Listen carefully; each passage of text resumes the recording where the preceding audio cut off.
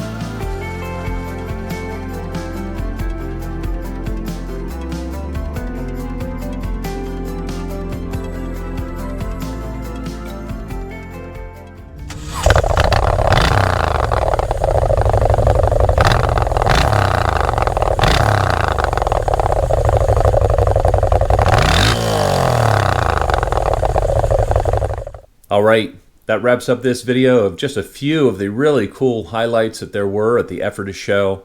If I talked to you at the show and took some pics of your bike, don't despair that they're not featured in this video. I've got a lot of really cool review videos coming up of those bikes in future episodes, so please stay tuned. As always, I hope you found this video entertaining and informative, and until next time, enjoy the ride.